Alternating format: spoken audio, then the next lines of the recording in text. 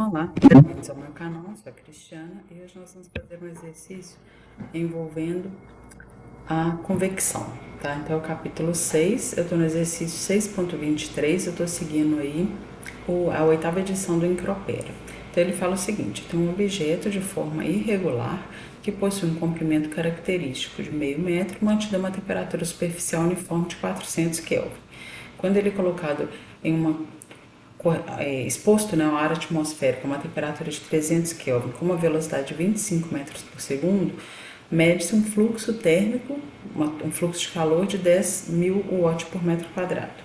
Se um segundo objeto com a mesma forma, mas com um comprimento característico diferente, for mantido na mesma temperatura superficial e colocado exposto ao ar atmosférico à mesma temperatura, qual que é o valor do H se a velocidade do ar for de 5 metros por segundo?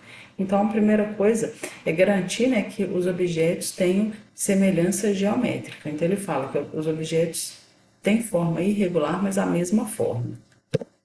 Então, para o primeiro objeto, as condições são essas: o comprimento, as temperaturas, a velocidade e o fluxo de calor. Para o segundo objeto, a comprimento característico, as mesmas temperaturas e a velocidade, e ele quer saber o valor do H, coeficiente convectivo.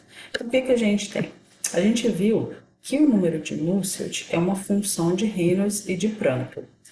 Então, se o Reynolds do primeiro objeto for igual ao Reynolds do segundo objeto e o Prandtl do primeiro objeto for igual ao Prandtl do segundo objeto, então o Nusselt do primeiro é igual ao Nusselt do segundo. Então, voltando lá em Teorema de Buckingham, o que a gente sabe? Os objetos, eles têm que ter semelhança geométrica, e a semelhança geométrica, semelhança cinemática e semelhança dinâmica. E a semelhança dinâmica exige que os adimensionais sejam iguais para os dois, modelo e protótipo. Então, no caso, eles têm semelhança geométrica, né, que foi falado que eles têm a mesma forma.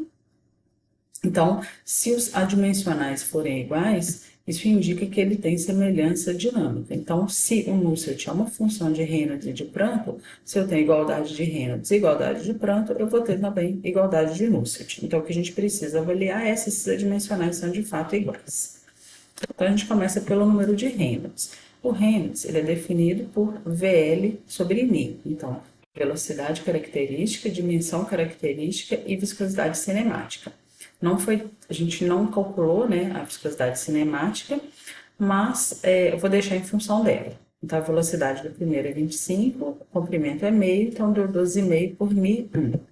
O Reynolds 2 seria VL sobre μ também. Então, a velocidade é 5, o comprimento característico é 2,5 e a viscosidade é μ. Então, ficou 12,5 dividido por μ. Como as temperaturas são iguais no modelo e no protótipo, ou seja, nos dois objetos, o valor da viscosidade cinemática vai ser o mesmo. Por quê? Porque a gente avaliaria as propriedades na temperatura de filme, que é a média entre TS e T infinito. Mas como ambas são iguais, então a gente tem que as propriedades também vão ser iguais. Então, tanto a viscosidade cinemática é igual, implicando que o número de Reynolds de 1 vai ser igual ao número de Reynolds de 2, mas também o número de Prandtl é igual para os dois. Por quê? Porque Prandtl é uma propriedade, depende das propriedades das temperaturas, então se as temperaturas são iguais, o número de Prandtl também vai ser igual. Então, como o Reynolds de 1 é igual ao Reynolds de 2 e o Prandtl de 1 é igual ao Prandtl de 2, o Nusselt de 1 vai ser igual ao Nusselt de 2. E o que é o número de Nusselt? HL sobre K. Então, H1L1 sobre K1 é igual a H2L2 sobre K2. De novo, como as propriedades são iguais, K1 é igual a K2 e H1L1 é igual a H2L2. A gente tem L1, L2 e quer achar o H2. Para isso, eu preciso encontrar o H1, que eu não tenho. O que ele me deu foi o fluxo de calor. Então, mas a gente sabe, né, que o fluxo de calor é um fluxo por convecção, então regido aí pela lei de resfriamento de Newton, então fluxo H vezes a diferença de temperatura. Então, no objeto 1, o fluxo de calor era 10.000, o H1 é o que eu quero, 400 menos 300, eu encontro para o objeto 1 coeficiente convectivo de 100 watt por metro Kelvin. Quando eu uso essa expressão para igualar, agora eu tenho H1, L1 e L2, eu acho H2. Então, H1 é 100, L1 é meio, L2 é 2,5, Com isso, a gente encontra que o H2, aqui era para ter trocado, né? H2, 20 watts por metro quadrado Kelvin.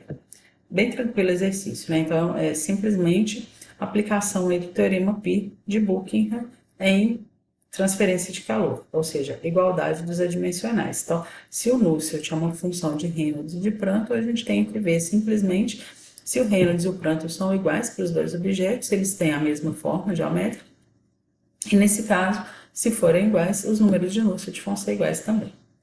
Bom, obrigada e até mais.